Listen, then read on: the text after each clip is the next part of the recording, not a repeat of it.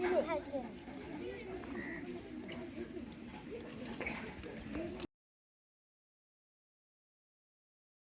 Day meal खाने के लिए जगह नहीं होने के कारण मैदान में बैठकर भोजन खाने को मजबूर विद्यार्थी।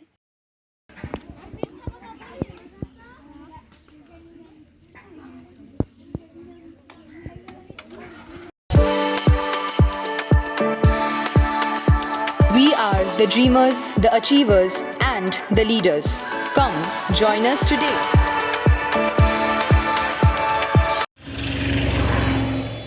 मिड डे मील खाने के लिए जगह नहीं होने के कारण सरकार पड़ा प्राथमिक विद्यालय के विद्यार्थियों को मैदान में बैठकर भोजन खाना पड़ रहा है। राजगंज ब्लॉक अंतर्गत शिकारपुर ग्राम पंचायत के आमबाड़ी बेलाकोवा में राजकीय सड़क के पास सरकार पड़ा प्राथमिक विद्यालय स्थित है। यहां मैदान में बैठकर मिड डे मील की भोजन खाते छात्रों की तस्वीर सामने आई है। इस संबंध में स्कूल के शिक्षक ने कहा कि 2006 থেকে এখানে নিযুক্ত। আমি এখানকার লোকাল টিচার, পার্শ্ব শিক্ষক হিসাবে কাজ করছি। তখন থেকে অ্যাকচুয়ালি আমাদের এখানে কোনো ডাইনিং সেট নেই। আমাদের খুব এটাই কষ্টকর আর কি, বাচ্চাদের বৃষ্টির সময়ও এই মাঠের মধ্যে খাওয়াতে হয়। তো এটা আমি ফটো করে বিডিও অফিসেও আমি দেখিয়েছি যে আমাদের বাচ্চাদের জলে মধ্যে বসে খাওয়াতে হয়, খুব কষ্টকর।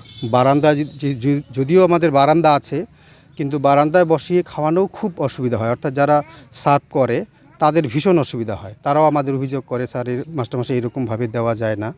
তো আমরা এইভাবে ডগেট করেছি, অলরেডি বিডিও বেশি ডগেট করা আছে আমাদের। আমরা সভাপতি সাহেবের কাছেও কথা বলেছি, তারপরে হচ্ছে ইঞ্জিনিয়ার প্রদীপ বাবু ওনার সাথেও কথা বলেছি। আর এদিকে আমরা মোটামুটি লোকাল যারা আছে তাদেরকেও বা এমএলএ সাহেবকেও আমরা এই ব্যাপারটা আমাদের জানিয়েছি যে আমাদের বাচ্চাদের, অর্থাৎ এমএলএ আমাদের স্কুলেরই একজন হেড টিচার ছিলেন, তিনি বর্তমান তো এই স্কুলে রিটায়ার করেছেন 2012-তে। তো আমরা চাচ্ছি যে যেভাবেই হোক না কেন আমাদের যদি একটা কিচেন সেট হয় খুবই ভালো হয়। অসুবিধা মানে বর্ষাকাল আসলে ওই বর্ষাকালের মুহূর্তটা হলে বোঝা যে অসুবিধা কাকে বলে।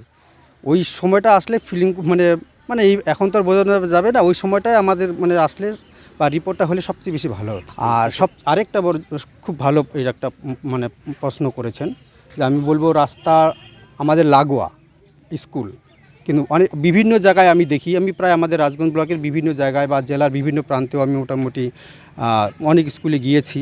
ঠিক আছে, আমি যেহেতু একটা সাংগঠনিকভাবে একটা যুক্ত থাকি, তো আমরা বিভিন্ন সংগঠনের কাজে আমরা যাই, তখন দেখি অনেক স্কুলে কিন্তু বাউন্ডারি আছে রাস্তা লাগোয়া। বিশেষ করে সেই রাস্তা লাগোয়ার আমাদের সবচেয়ে বড় সমস্যা এই একটাই, সেটা হচ্ছে যে স্টুডেন্ট আমরা আসার আগে চলে আসে, অনেকে 9টার সময় বাচ্চাটা চলে আসে। তখন কিন্তু আমাদের অসুবিধা হয় কি, স্কুলে যখন বাচ্চারা খেলাধুলা করে তখন গার্জেনরাও বলে যে বাচ্চাগুলো তো রাস্তার দিকে যাচ্ছে, অসুবিধা হয়। তা আমরা তো সেই মুহূর্তে সেই সময়টা তো আর আসতে পারি না। আমাদের ধরেন আস্তে আস্তে 10:30 আমাদের হয়ে যায়, 10:40 এরকম হয়ে যায়। যদিও আমার কাছে আমি কিন্তু সবার আগেই আসি, আমি মোটামুটি যতটুকু পারি মেনটেনেন্স করি। তো আমি এইটুকু বলবো যে আমাদের যদি বাউন্ডারিটা হয়ে যায় বা হয় তো বা হয় তাহলে আমরা খুবই মানে আমাদের বিশেষ করে আমরা খুব সেফ থাকবো, আমাদের বাচ্চাও সেফ থাকবে।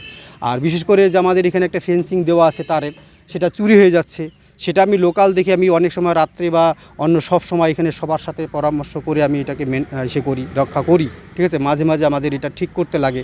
যেমন মেলা হলো, মেলায় কিছু খোলা বা ভাঙচুর হয়েছে, সেটাই যে কালকে আমরা সেটা ঠিক করলাম, প্রায় ধরেন 2000 টাকা লাগলো।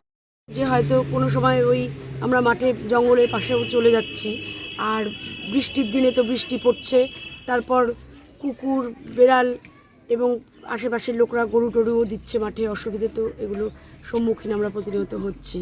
একটা নির্দিষ্ট খাওয়ার জায়গা হলে সুবিধে হয় অবশ্যই, কারণ মাঠে তো ঘাস পাতা নোংরা আবর্জনা থাকে, ওখানে বসে বাচ্চারা খায়, এটা আমাদের নিজেদেরও খুব খারাপ লাগে দেখতে। একটা স্থায়ী যদি সুন্দর একটা খাবার জায়গা হয় তাহলে ভালো হয়।